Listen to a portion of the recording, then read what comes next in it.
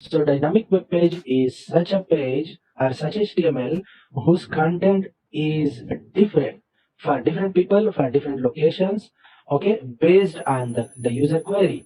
And static pages are like this, that when as many times you display that page, the content is still the same. The content and the style is still the same. Okay, it doesn't changes. So the main focus was to how to make it dynamic. So the history is something like this, that from 1997 until 2001, the HTML was HTML 4.0 and CSS was CSS3. So this HTML was a very basic HTML, okay, and the CSS was also very basic CSS, especially focusing on the mm, text formatting, okay. And yeah, so next one, next stage of HTML and CSS from 2001 until 2006, it became XHTML. You see, not the point, the letter X. The XHTML was basically focused to make dynamic. Okay, the X is like a variable type of HTML. So how to make it dynamic? And the CSS also improved. It became CSS2. Okay, so this journey was continued until 2007, until now. In 2007, HTML5 was introduced and CSS3 were introduced. So actually, these two invention uh, changed the world a lot. HTML5 and CSS3 give a totally new look to the internet. Okay, and today we will try to cover really HTML5 and CSS3 have a lot of power. They can do many things. Okay, so what are the okay, these few things in CSS is in, especially in CSS3, you will see many times the word dash MOS. So these are few words which are browser specific. Actually, in every browser there is a special a parser, okay, and the renderer in every browser. So some browser have different uh, mm, parser and different renderer. So therefore they have different syntax or different keywords also. So meaning to say, like for example, if you want to run some of the animation in Mozilla, then you will have to specify the dash mos. This is actually a kit.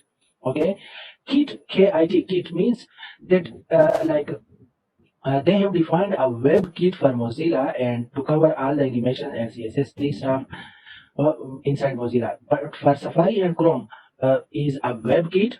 Okay, most of the time we will use WebKit, and majority of the professionals are using WebKit and Moz because these three are the two major browsers.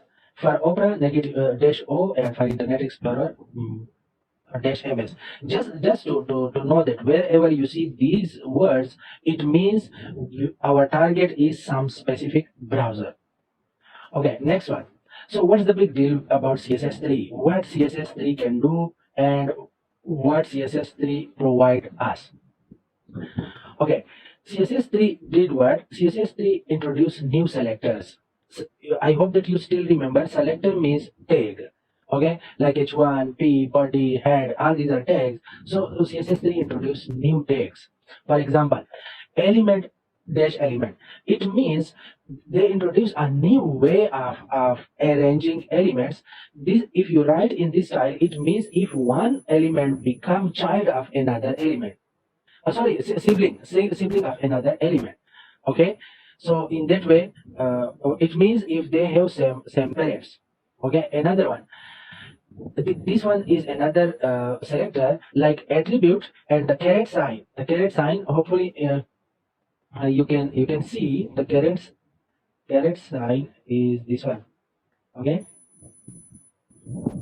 the caret sign. This caret sign show the start of something, and actually it is too much used in regular expressions. You will study later on regular expressions. So it means that any HTML tag whose attribute starts from some specific value. Okay, any attribute who start from some, for example, input type equal to text. So the type is attribute, and if you specify text, so meaning to say that the attribute value starts from text. So CSS rules will apply on that one.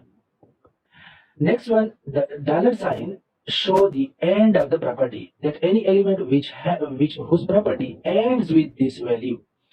This one, asterisk, means which contain many things. If this value present in the property anywhere, maybe at the start, maybe at the beginning, maybe at the end. Okay, so these are the new way of introducing selectors by CSS3. Next one, pseudo element and pseudo classes. We will use today a lot of this. Pseudo element and pseudo classes means that we define something like a child classes. Okay, meaning to say we have one basic class, and then inside that basic class we define another class like a child class, and that one we use the colon element, the colon for that. Okay, we will see in a regular in examples today. I will show you many examples today. You see, like for example, body first of type, last of type, and only of type. These are means the child, okay, are children. Okay, like first children will be how, last children will be how, and any child. For example, you see, first child, end child, and last child. So these are pseudo classes, and pseudo classes are really powerful and too much used in CSS3. We have studied about this previously also. Okay, so pseudo classes, like you see nth child, and you can apply some formula like nth of type, and the n is some number, or maybe you can calculate this number by some formula. So you will see when you see the example of this, then hopefully will be clear. But it says that, let's suppose we have the nth child. Maybe if it is confusing for you, let me just quickly give you an example. Let's suppose you have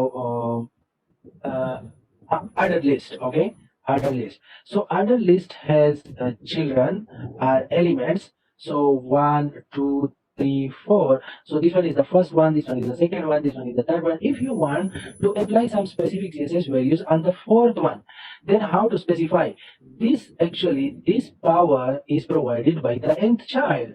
Okay, that you can specify in some tag or some selector the child of that. Another thing, let's suppose you have a body tag. Okay, body. Majority of the tags are children of body tag.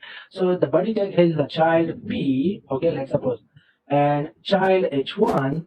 Okay, so the P will be the first child, the H1 will be the second child, let's suppose. So if you want to access third child, let's suppose table. Okay, then how to access and how to apply? This is the way that the pseudo classes provide this this skill or this option to us to access some specific child of a parent node. Okay, next one is the last n child, is almost the same concept. A root one is root represent the parent node. So parent, and mostly HTML or the body is the root root element. Here, like HTML in this case is let's suppose the root one. So meaning to say the top parent tag is the root, but actually the root may be like a second level root and third level root can change for different levels also. Okay, and empty tag, for example, if we have a table and if any cell inside the table don't have value, so how to deal with it? Okay, so the pseudo class can provide a way to specially format or specially deal with empty tags. Next one, target. If you remember, we have studied in a link. In link one, the target, we created targets when we were linking document, one topic of the document with another topic of the document. We call that one at that time. One was external link, one was internal link. Okay, so the internal links, for that we create a target, and mostly targets are created by ID. Okay, so later on when we create ID and we want to link to that ID, actually that is the target for the href tag.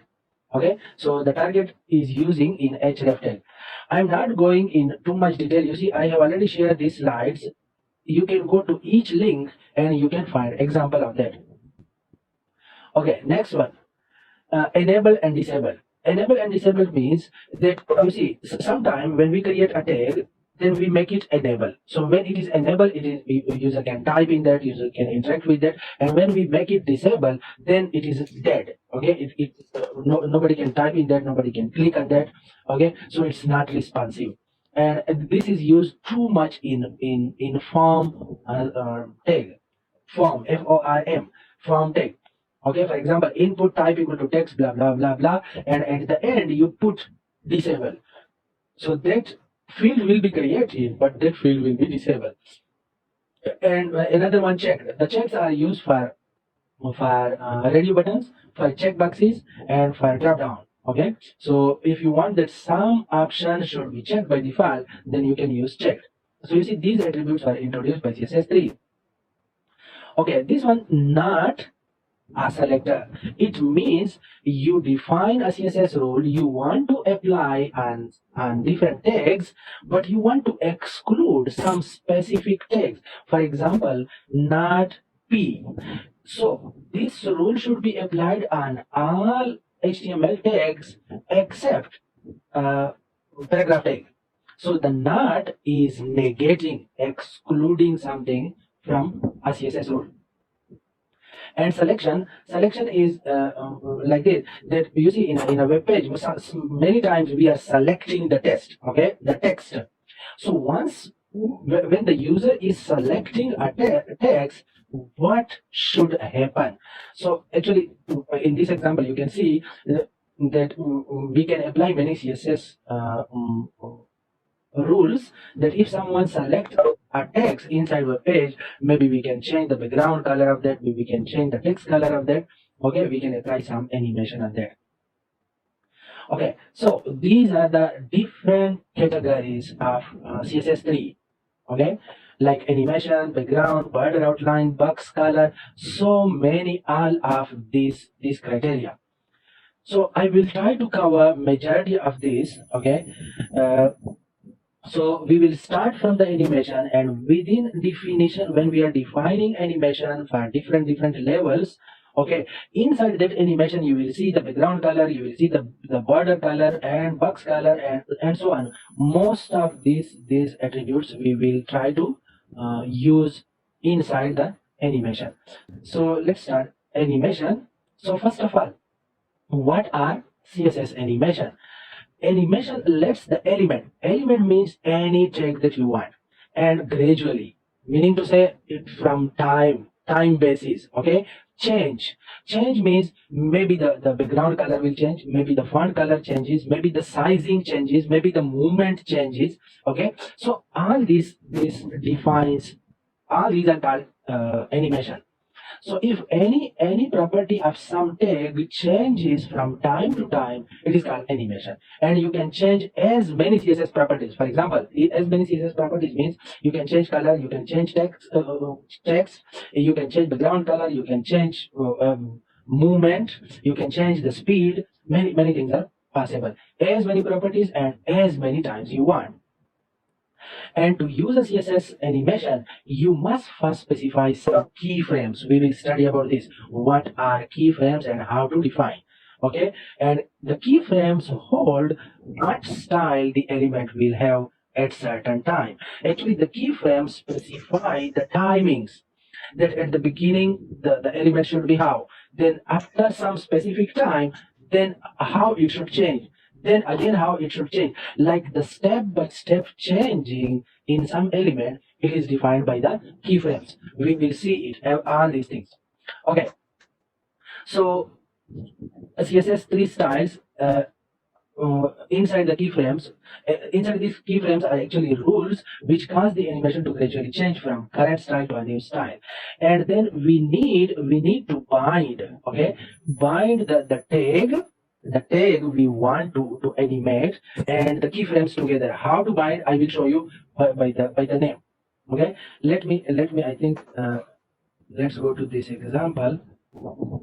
Okay, so we were talking about animation. So animation, the rule is like that any selector means any HTML tag that you want to animate. For example, in this case, the div.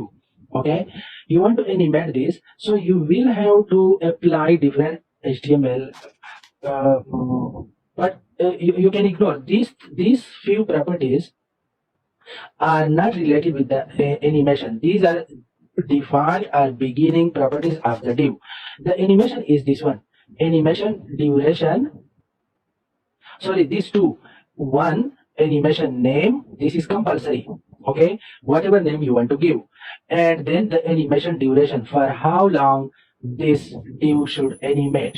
Okay, and now what are the animation, what to do during the animation, you will have to define keyframes. The word keyframes are reserved word, and not the point. You see this example and this example, this is the name that you have defined.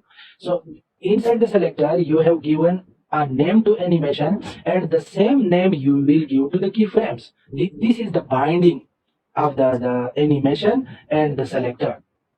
So inside the animation, inside the keyframes, we are defining timings that from and to. Okay, you see, you can use the word from and to, meaning the from show the beginning and the to show the end of the animation in this case.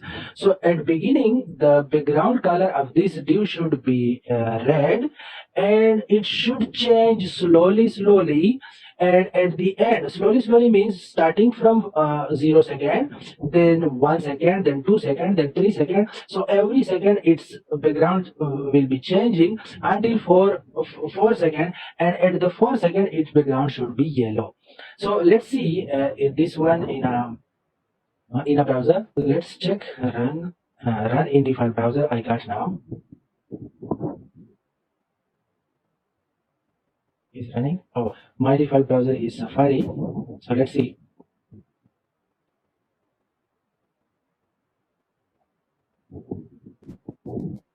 Yeah, you see the div we have defined its height and width, so it became like a square, and it changes its color, and the duration was defined only for 4 seconds.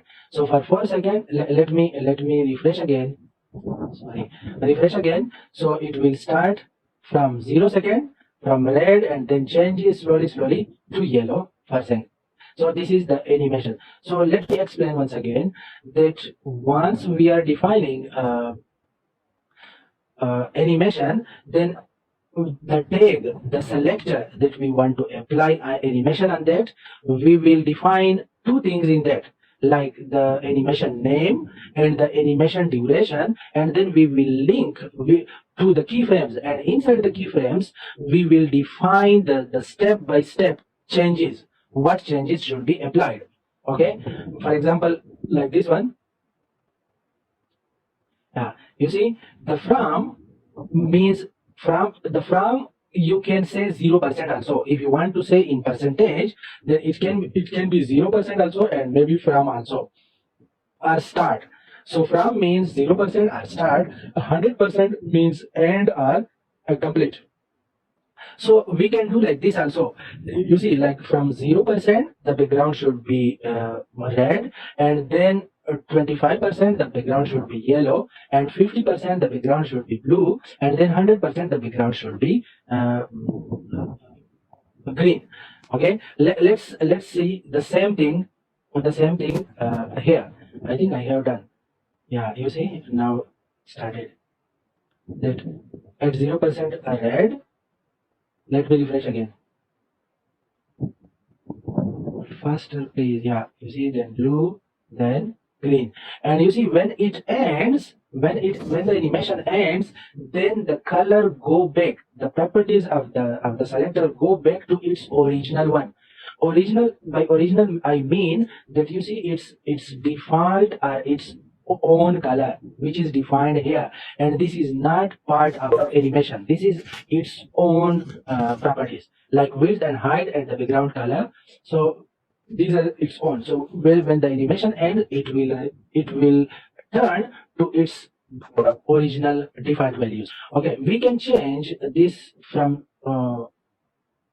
here in the left one. If you see, from 0% we are changing only one property, which is the background property. We can do like this also, that we can change several things within 0%. For example, background color to red, and the let me copy this. Yeah, let me copy this coding, yeah, and paste there, and I think there will be a bit more clear. So let's change.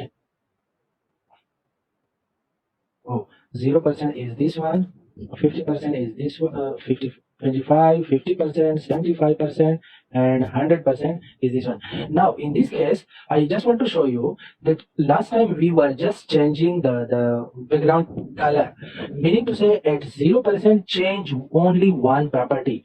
But we can actually change several properties, as many properties and as many times that we want. Okay, it's a very powerful tool of the CSS. So you see, we want to change three properties at 0%. The background color is red, and the position from left should be 0, and from top should be 0. So if left 0 and top 0, this will be where?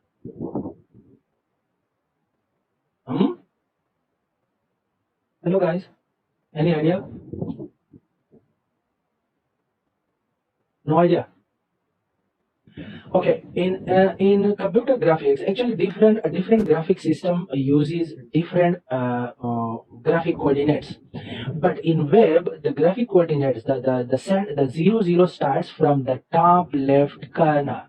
Okay, left 0 and top 0 start from here.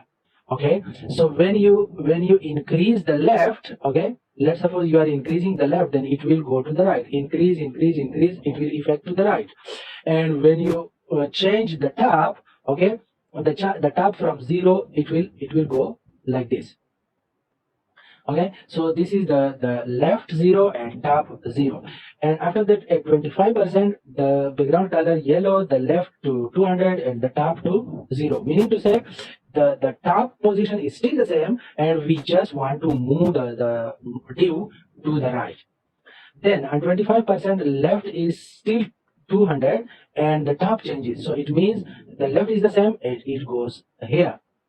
Okay, and then at 75% become green, and the left and top, and the left and top. So at different timing we can change different properties. Save these changes and let's refresh the page. Oh, animation name. Oh yes, very good, you see. Yeah, animation name example, you see everything changes. So very good, you see, you are quite smart student, you should help me. So now refresh. Yeah, you see it's working. That at 0%. Yeah, refresh again, because we have defined 5 seconds. Yeah, so it's go to the same positions. Okay, let's go ahead.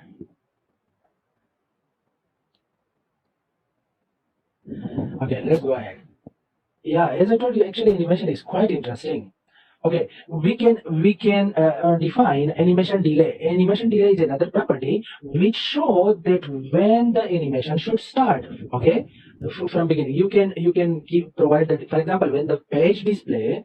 Okay, and at that time, after displaying the page, how many seconds there should be a delay to start the delay. So you can give any value. Positive value means the page will be loaded first, and then the number of seconds will pass, and then the animation will start. And negative value of the animation delay means that even the animation start before the page is loading.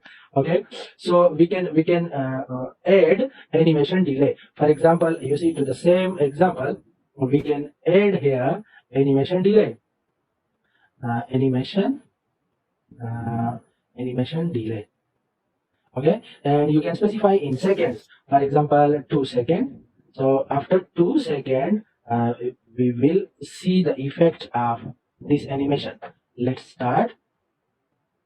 You see, 2 seconds, wait it, and then start it.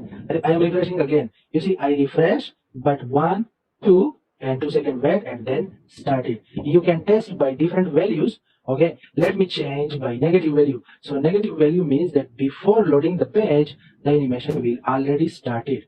Okay, you see, before loading the page, it has already covered the two steps, the left and the down already covered. So the negative value means that it start the animation even before loading the page, which is not a good property actually. We should not. Maybe in some cases is okay. Yeah, it depends on situation to situation. Okay. Animation iteration count. Okay, animation iteration count means that how many times this animation should complete. You see, in our example, the animation iteration count by default is 1 time.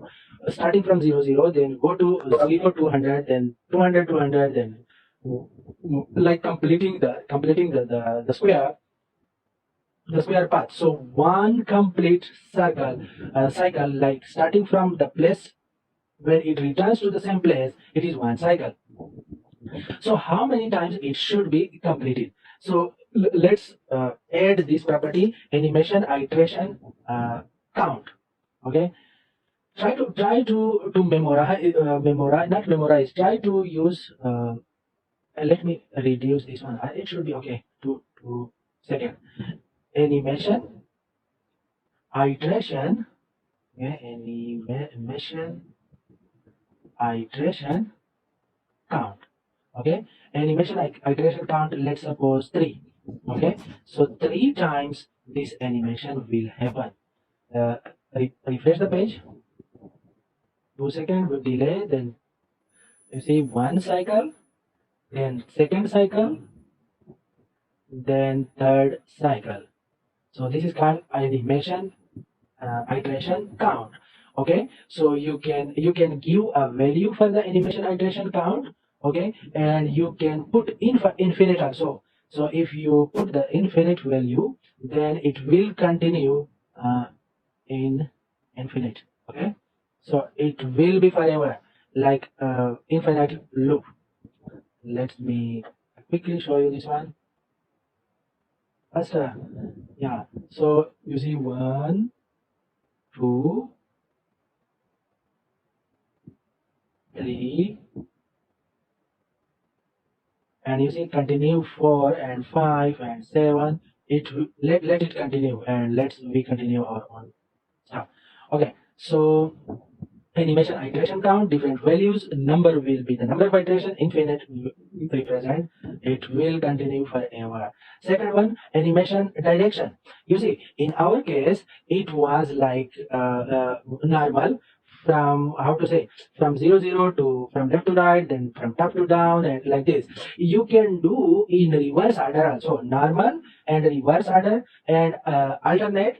In alternate, the animation is played forward first and then backward first, and alternate reverse, the animation will play backward first and then move forward. So you can apply any value. The normal is the default value. Okay, let me just show you animation direction.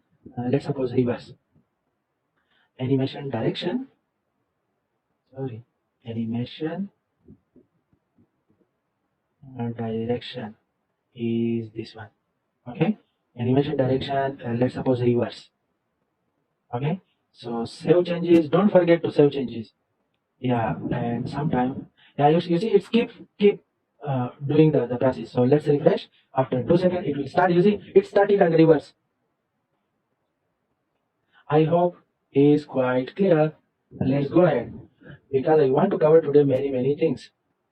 Okay, animation direction, these are the possible values. Okay, animation timing function property, they specify the speed of the curve. Okay, how faster it should go, and the animation timing function property can have the following values. For example, is this specifies the animation with a slow start, then fast, and then slow at the end. You see, slow, then fast, and then again slow. And linear, specify an animation with the same speed from start to the end.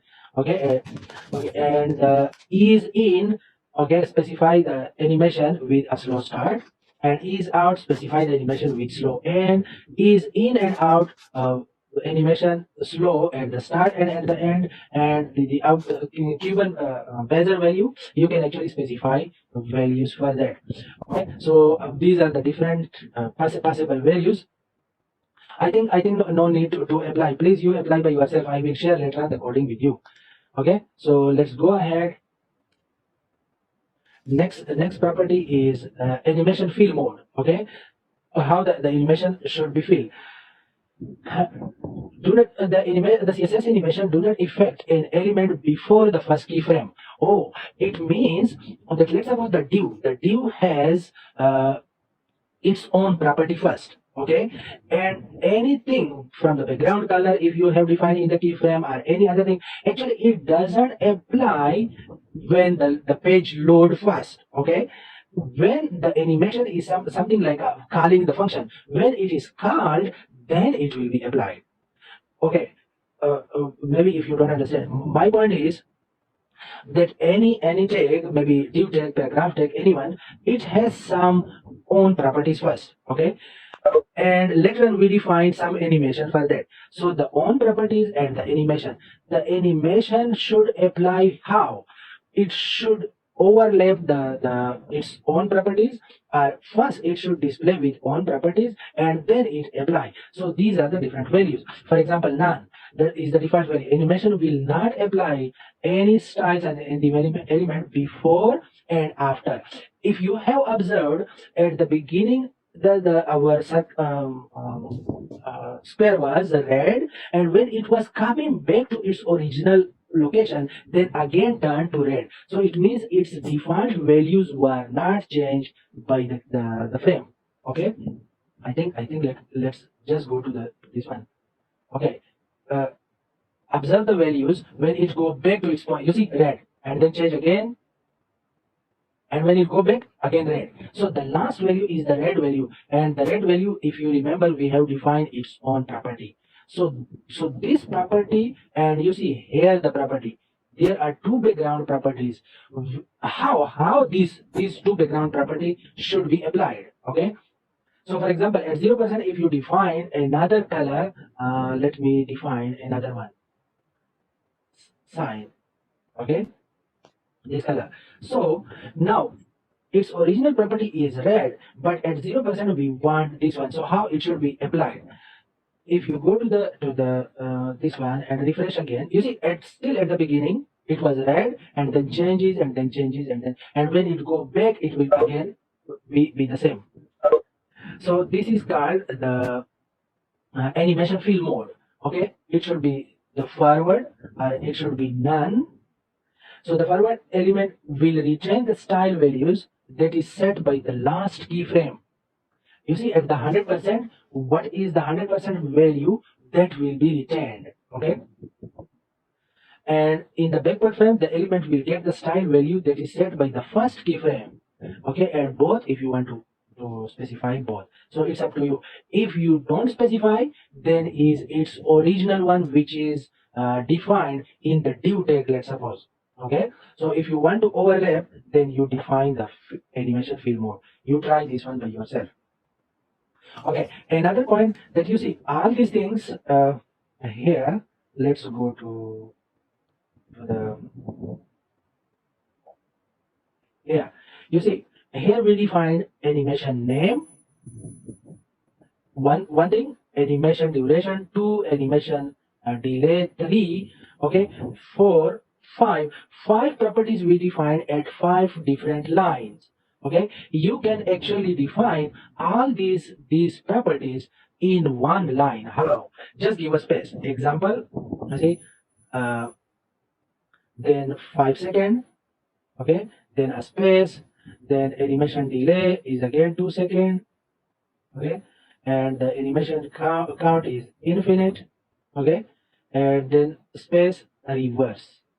Okay, all these things you can define in one line. This is called the short notation, and delete the rest. Okay, it will have the same effect again.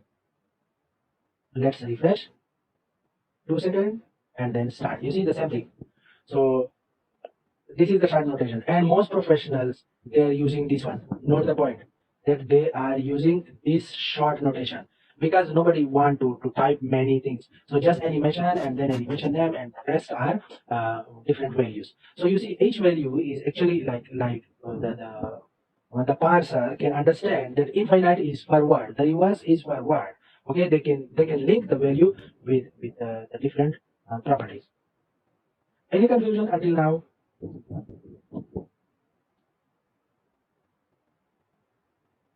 No confusion?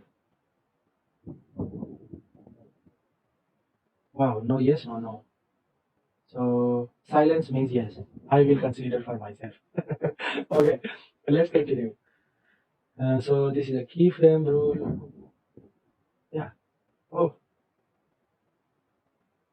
Oh, I think I have completed. This is just I pasted the uh, slides many times. So these are the basic concept of animation. Okay, that any tag that you apply, let me do like this, that any selector that you want to apply animation on that, you will have to specify that tag. Okay, in our case it is div. Okay, so before the animation word, you see, uh, these are the its own default values, so you will have to define this its own. If you don't want to define any value, the default values will be taken. And after that, animation name, then animation yeah, timing, how many times it should do. Okay, for no, for how long it should do. The animation style, animation delay, animation count, okay, and the direction. So you can define this in a different line also, and in one line also. I can understand what is your problem. Your problem and my problem and everybody problem is this one, that it is quite difficult to memorize at the beginning these properties: animation, background, you see, animation duration, animation name, animation timing function. So you see, these things you need to actually not memorize. These things comes with experience. If you play more with examples, you will learn more. You will remember, okay, that what you need to count, what you need to change, and what you need to apply.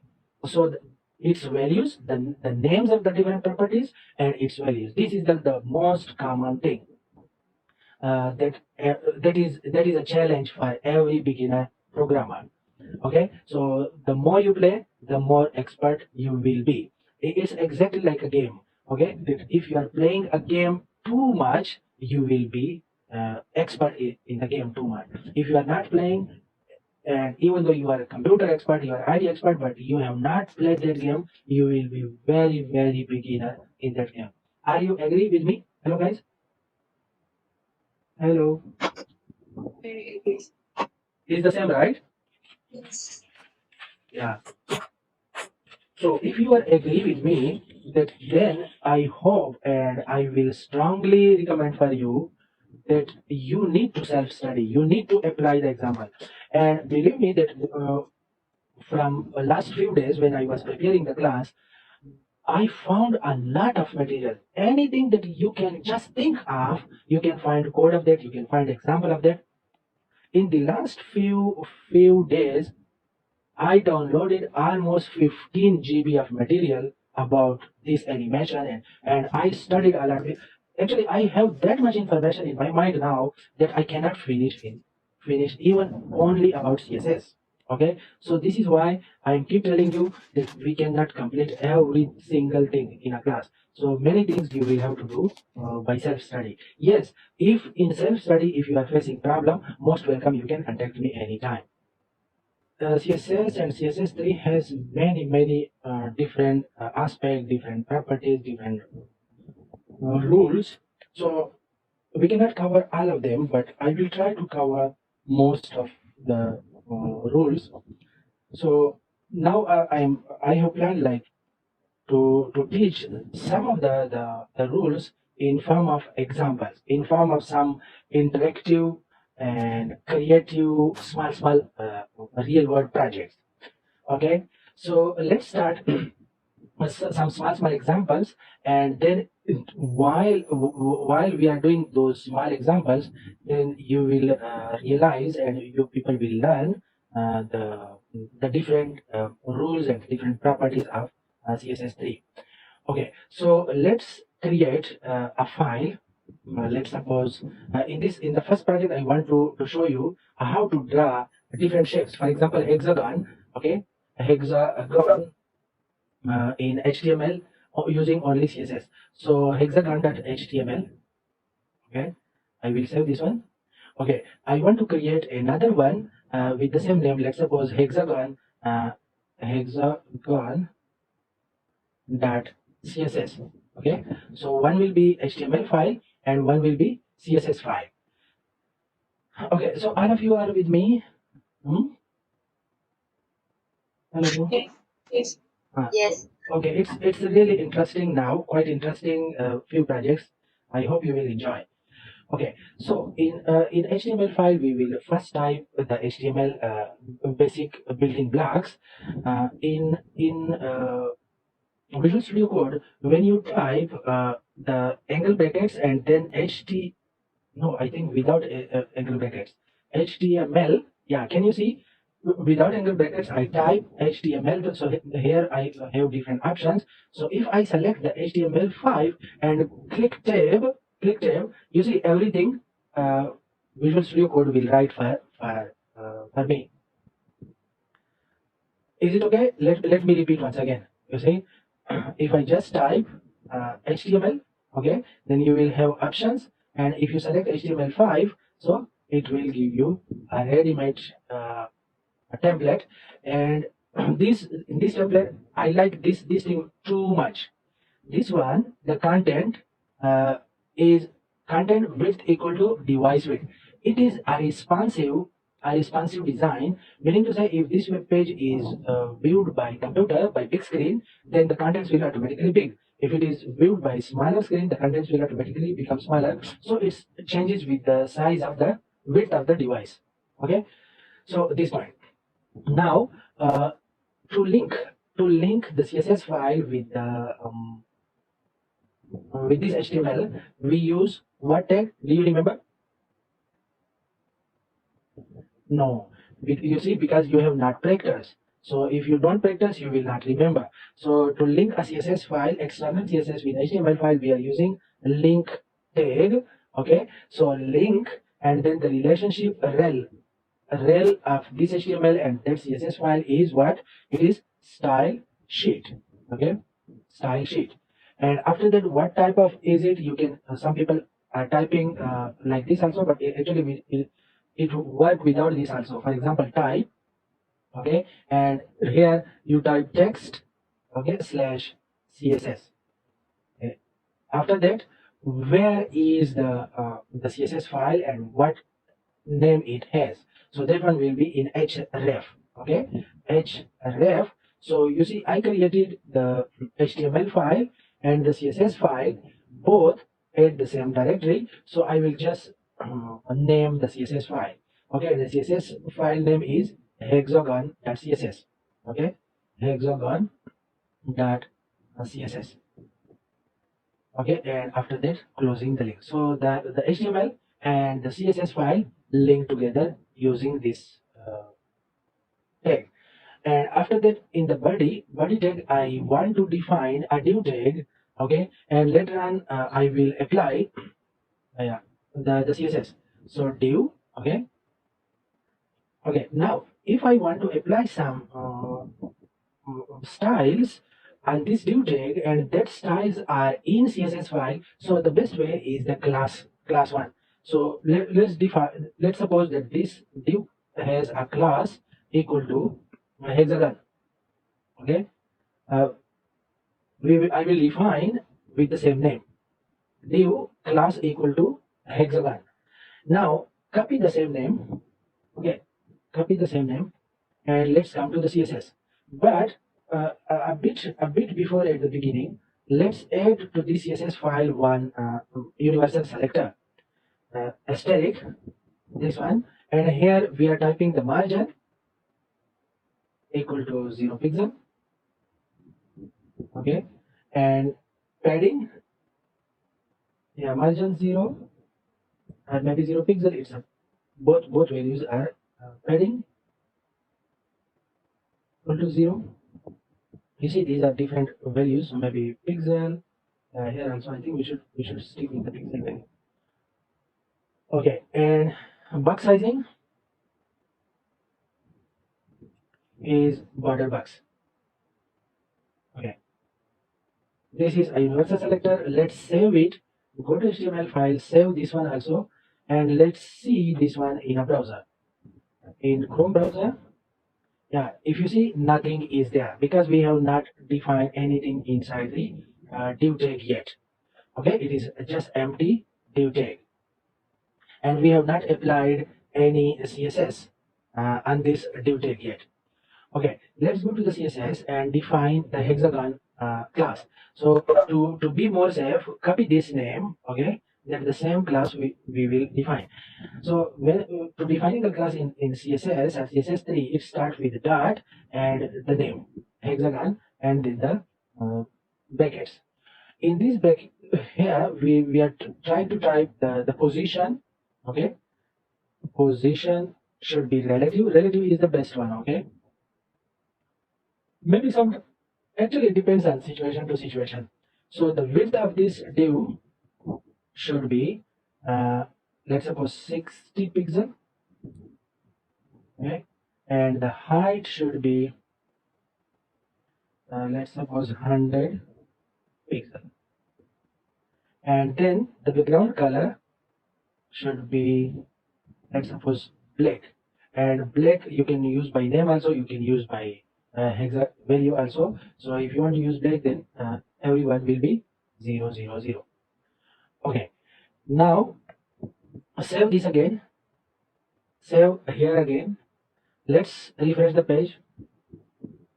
That it has some effect. You see, one box is created, but it is not hexagon yet. You see the rectangle, and so now you see we use the position relative. So now the screen don't have anything else. So it consider the screen position now. It starts from 0 0.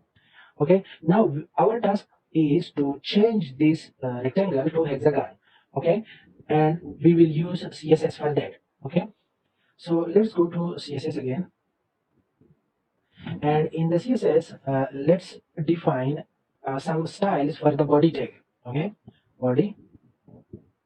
And in the body, we will define a display style. Display equal to flex. The flex means flexible. Okay, it means that anything. Okay, anything like body is the parent one. All the rest of the tags are child of this. So if the parent have a flexible display, then the child will also have the display flexible, and it can be like best suited for the relative position. Okay, then we need the shape in the center also. Okay, then justify content center. Okay, and align item, we need to change the item also to center, and the minimum height we will define min height of the tab is 100 vh. These are the different values in that. Okay, now save again. Control S, save. Some problem, yeah, save, yeah, sometime. Okay, now let's run again, refresh the page. You see, due to this style tag, the hexagon came to the center. Okay, now we will add some pseudo classes to our HTML, now our CSS tag, CSS style sheet. So what is pseudo class? Pseudo class is like uh, if we have one class already, then we apply like on its child, or we define something next level properties for that. Okay, so mostly for classes and for objects and for animation, we are defining positions different states, like state before and state after. So hexagon, we already have the class. So for this one, we are defining a pseudo class. Pseudo class is always used by colon. So it's something like a inheritance. Okay, then before. Okay, before, and then the body. Okay, here we want to define that before at the beginning, the hexagon should be how. So the content is nothing. Nothing is just maybe, yeah, double quotation also possible, single quotation also possible. Yeah, yeah, content nothing, and then position. Here we will use the position absolute because we have already defined the main content. Position absolute, top equal to left.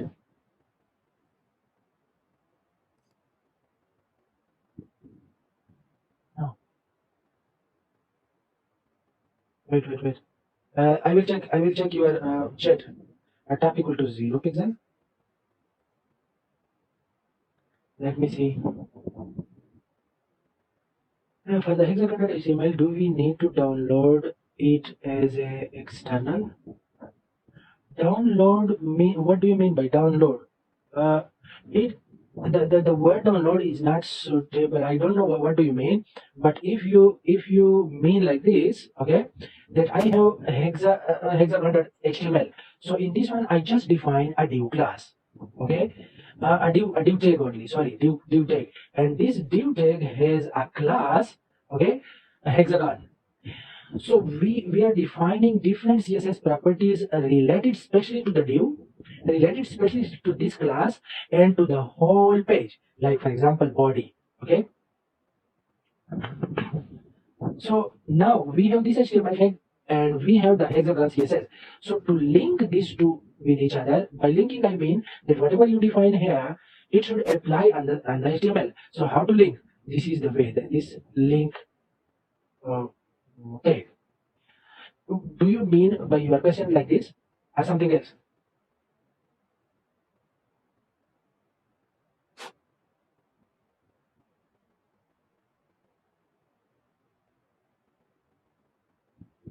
Is it clear now? Okay. Okay. So if it is like this, is clear. Then we were defining the before situation of the hexagon. That at the beginning it should be how. So top equal to 0, left equal to 0, 0 pixel. Okay. Uh, and width equal to 0. No, sorry, not equal to. It's colon. Don't confuse our. We are used to with equal to, but it is somehow equal to. Height equal to 0 pixel, and border right. Yeah. So the hexagon has a border. So we want to define border. You see, you can even control border left, border right, different borders. So it should be 30 pixel, 30 px. Okay, space solid. Okay, space. We are defining several values in one line, and its color should be black 00. Okay. Then border top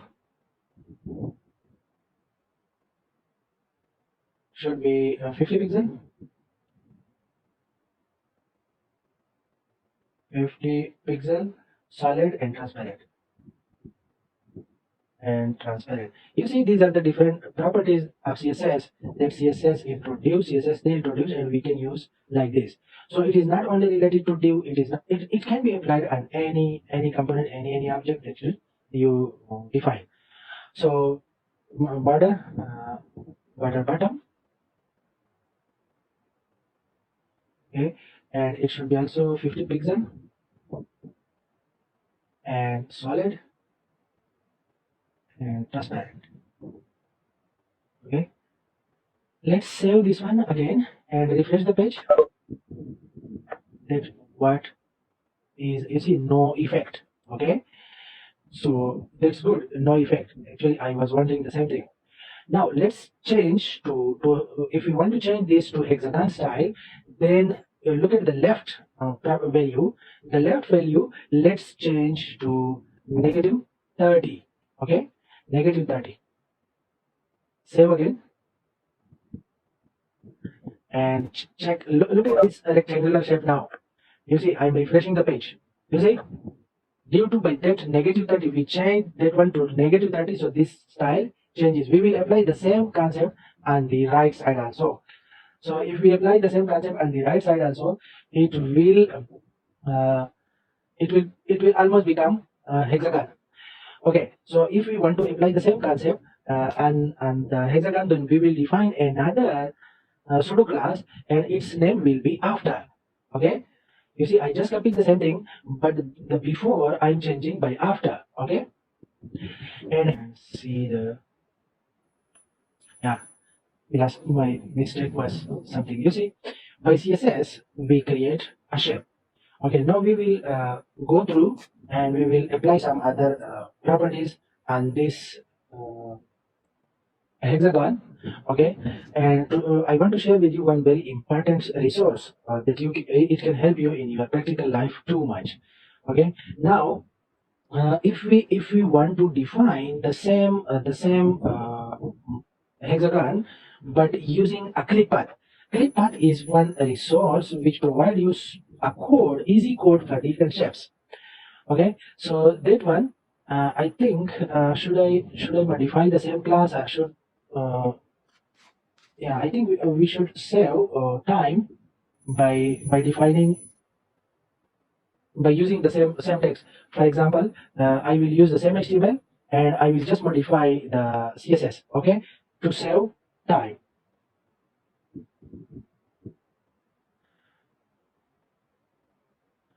Okay, now the hexagon we should define. Let's suppose 100 pixel and the height 110 pixel. Okay, and background color, let's suppose start from a bit gray style, not fully black, but we will give a bit value. Okay, uh, let me delete this stuff at the beginning to be clear everything. Okay, like this. Okay, after that we will add some. Let's say refresh now. What's the effect this time? Oh, I think I should not do like this. I should share the examples with you later. Yeah, I think I save already. Okay, next time I will not do like that. Yeah, so you see, I deleted all the stuff. It go to the original 00 position. But if you see here, it has some default tab value, some default padding value. To remove this and it totally go to the borders, then let's define an universal selector, and here we define margin. Okay, margin equal to 0 pixel, and then padding equal to, this is a quite common two things, equal to 0 pixel, and box sizing is equal to border box, semicolon. Now save again and let refresh the page. Yeah, you see the padding and the margin already reached to absolute 00 locations. After that, we will apply some styles at the body tag. Okay, almost the same thing. Okay, like display equal to flex, semicolon, justify content. I want to bring the thing to center. Okay, align item center. Okay, and minimum height is 100 width. The VH value is actually like vertical height. The vertical height of this item is is is relative to its parent. Okay, and it will increase 1% as the parent increases automatically. Okay, now so at this point again, I refresh it. It come to the center.